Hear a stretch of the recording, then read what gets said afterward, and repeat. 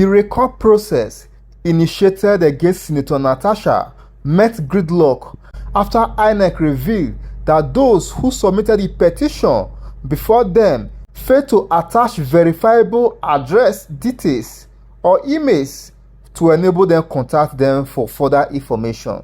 The recall process, since it began a few days ago, have generated reaction across the nation, including the good people of Kogi State. Jacob, a member of the senatorial district where this recall process is being initiated against Senator Natasha, have revealed that the APC is responsible for this recall. The Independent National Electoral Commission, INEC, has raised concerns about the recall petition filed against Senator Natasha Akpoti Uduaghan, who represents Kogi Central. The petition, which claims that more than half of registered voters in the district want the senator recalled, has been flagged for major deficiencies that could stall the process. But what's the recall process like? Arise correspondent Somi Maduago has more details. The recall process in Nigeria has in times past been described as a Herculean process due to the stringent steps to recall a federal lawmaker. Section 69 of the 1999 Constitution as amended and the Independent National Electoral Commission's 2024 Guidelines for Recall outlines the procedure. The recall process begins when over 50% of registered voters in the senator's constituency sign a petition which must have clear contact information for all petitioners, including their addresses, multiple phone numbers, and email addresses. The petitioners must also submit a certified true copy of the total number of registered voters in the constituency to ensure the authenticity of the signatures. When the petition is submitted, INEC cross-checks the petition to confirm the authenticity of the signatures. If successful, a verification exercise is conducted at polling units where only the signatories to the petition confirm their intent. If the verification passes, a referendum is scheduled within 90 days, allowing all registered voters in the constituency to vote either yes or no to the recall. For the recall to succeed, more than 50% of registered voters must vote yes. If this threshold is met, INEC will then issue a certificate of recall to the Senate President, who is then legally required to declare the senator's seat vacant, triggering a by-election.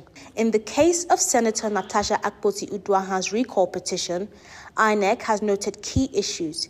The petitioners only provided a vague address and included only one phone number instead of multiple contact details as required.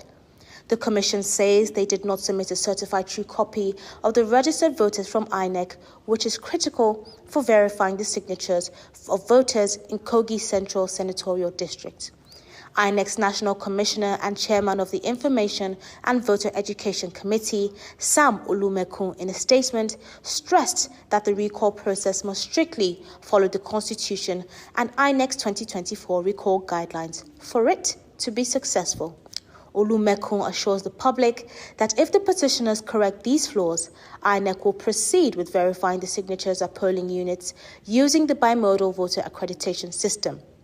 Both petitioners and the senator will then be allowed to send representatives to observe the process alongside accredited journalists and independent observers. While no senator in Nigeria has ever been successfully recalled due to the high legal thresholds and political challenges involved, the process remains a key constitutional mechanism for holding lawmakers accountable. Meanwhile, some Kogi residents are beginning to speak up concerning the submitted petition for the recall of Senator Natasha Akpoti Uduaghan.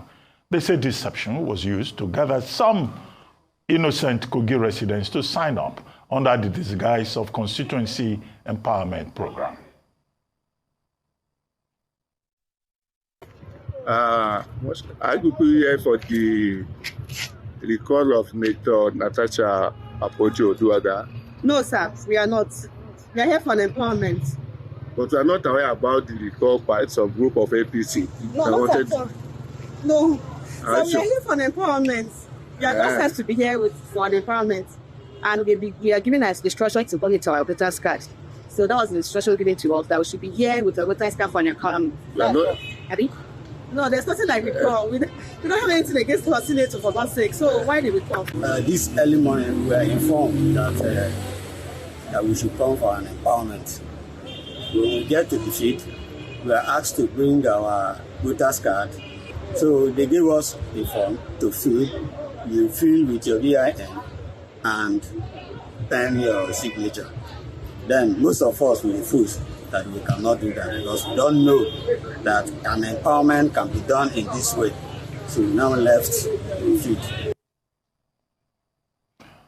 Joining us now on this show as we take a look at the controversial recall petition is Jacob Anebe from Kogi Central Senatorial District and the former senior special advisor to former Governor Ibrahim Idris on secondary education. Mr. Anebe, good morning and thank you for joining us. Good morning, sir. Thank you for having me on the program. Okay, can we discuss this recall, or rather controversial recall petition in your constituency, Kogi Central?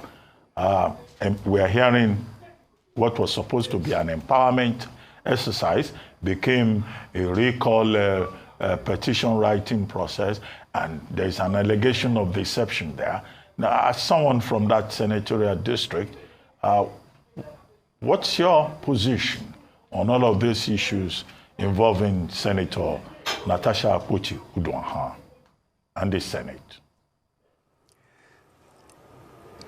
Thank you so much for this privilege. As a member of the community, fortunately enough, I was in town the day the purported recall or obtaining of signature will take place. The information that went around initially was that there's going to be an empowerment on agriculture and women. And they were asked to come out with their voter's card and NIM. It was when we got the wind of it that the actual plan is to begin to obtain signature for the recall of the senator. Some of us went out to give this information to the people who are on the line. And right there on the spot, people begin to leave the line. Because one, they don't have any reason to recall the senator. As of today, the senator is the most performing senator that we have ever had in Kogi Central. We have had up to at least 5 senators. Even some spent 2 terms, 8 years. But I put it together. All the years, the time spent by all the senators, what Senator Natasha Akpoti Oduaghan did within a year surpasses every one of them.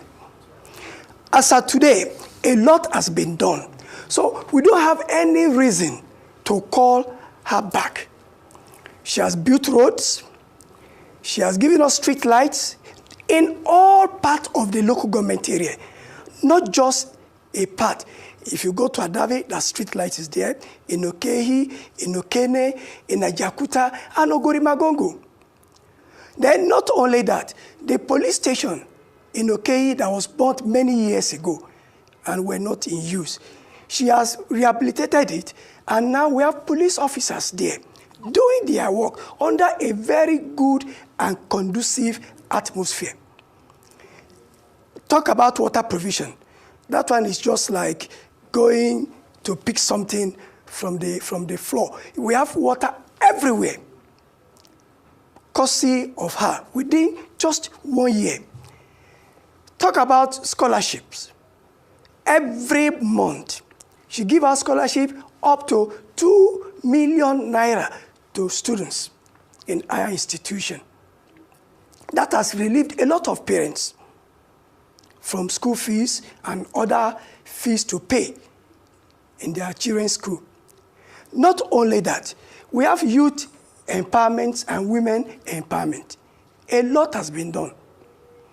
And a lot of employment opportunity that came our way, she gave it to her constituents. We have had senators in the past who says employment, but she gives it to her constituents. Not less than 50 youths have been employed in various parts of of our economy. And they are doing well today. So, talking about recall, it was a deceptive move that there's going to be an empowerment that makes people to come out. And when they now discover that, no, this is not an empowerment, how can you be recalling the best senator of the year? What has she done wrong? She was sent to the Senate, and she's doing her job as expected.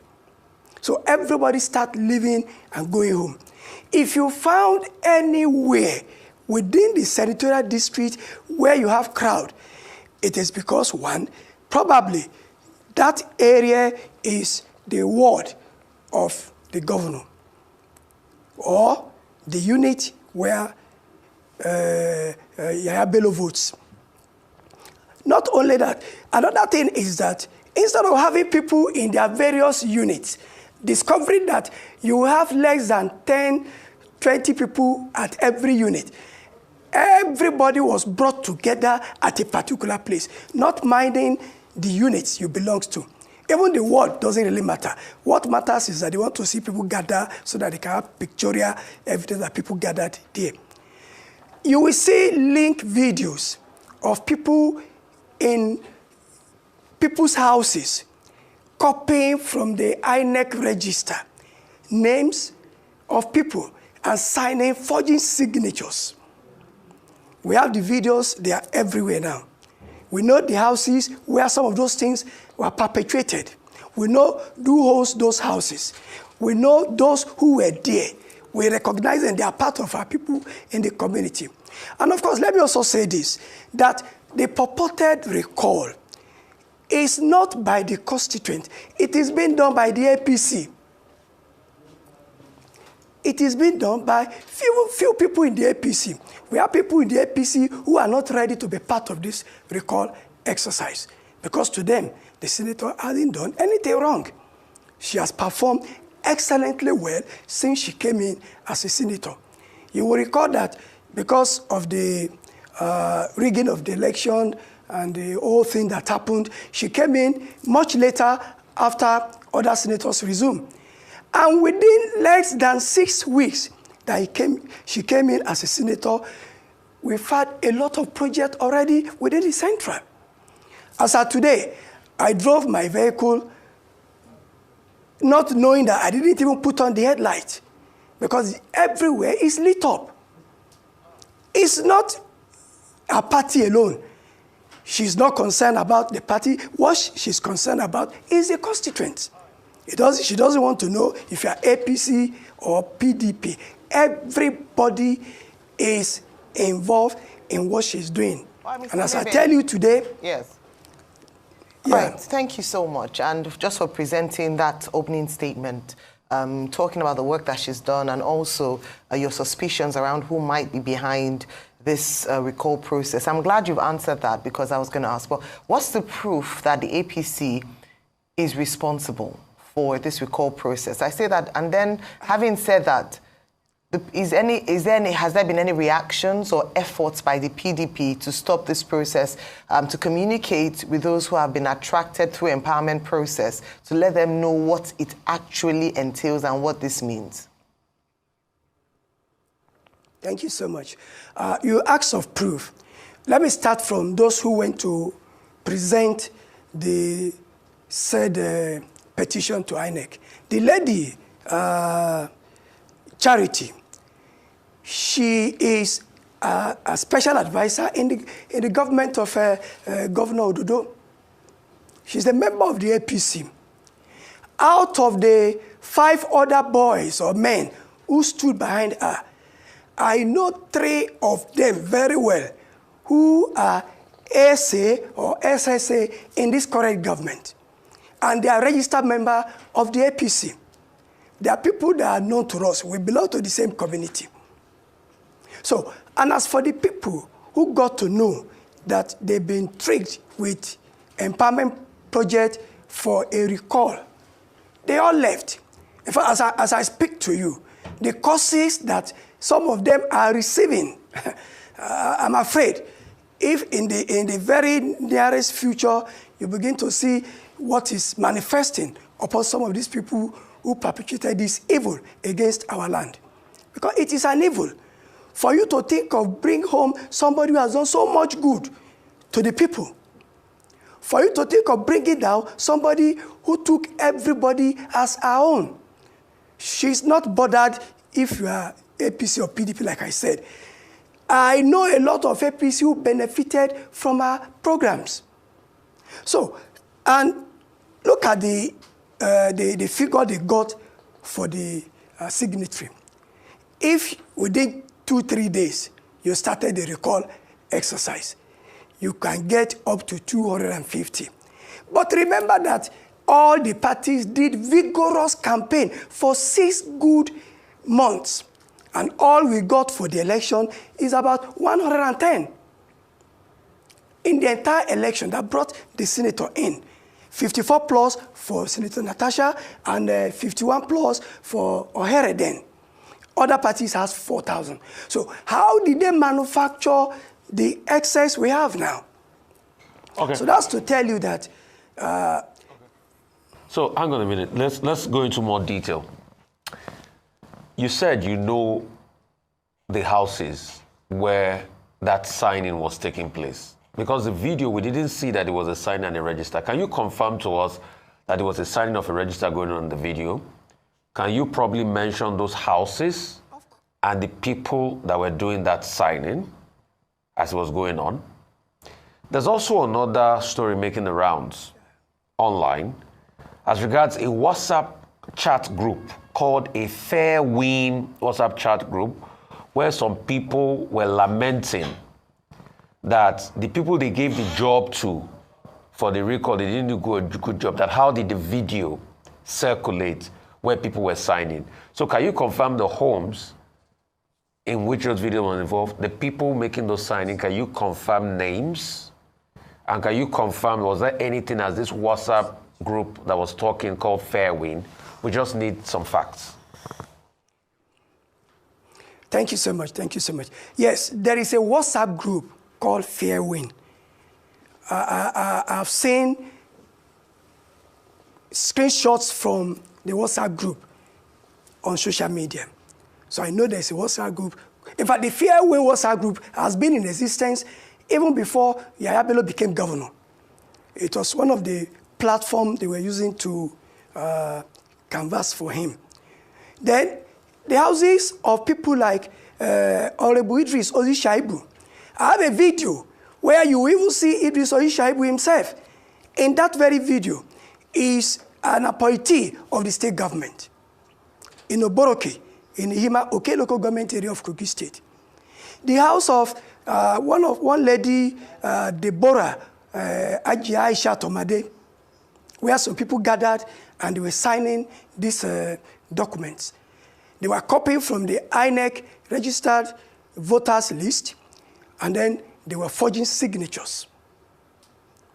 And a lot of other houses that I may not confirm that they were forging signatures in those houses. You have confirmation that it was signatures they were actually forging in those houses? Of course, the video is there. The video is very explicit. You know, the video was not clear, so we couldn't see what but we know they were writing something, but you have confirmation that they were also forging signatures, and they also had another list. Was that the INEC register that they were taking from that and writing? Do you have any confirmation on that? That was the INEC register. If you look closely at some of the videos, you can expand them on your Android phone. You will see that it is exactly the INEC register that is used to confirm voters on the day of election. Pictures are there, the VIN number is there, and the word, the unit, everything is there. That is what they were using. They were copying from that document into the sheet. And of course, since that's an INEC register and everything was there, you have evidence as regards that? It was there in the picture. Pictures don't lie. Okay. Okay, Mr. Nebe. The video is there, very clear. Yeah. Mr. Nebe. Now, I would like you to react to the position of INEC. INEC is basing its position on legal framework because this issue is basically about what the law says it is. Section 69, Section 110, both of the 1999 Constitution, Section 113, Section 116 of the Electoral Act, and then, under INEC guidelines and regulations, Section 1F. And what INEC has now said is that, look, the people who have filed this petition, they are in breach of the law because the law, Section 69, insists on verification by INEC. But no phone calls, no phone numbers, no email addresses, no contact addresses. How does INEC verify? Is it possible that these petitioners will now go back again and file their petition afresh? Is it possible? Or what do you think of INEC's position about what the law says? Yeah, I quite agree with INEC because they are actually on the right path. And that makes me happy because I want to believe that the right thing will be done on this issue. If INEC can start like this, they are starting well. And I pray they continue in this manner. I don't know if they will go back to do the correction, but one thing is obvious.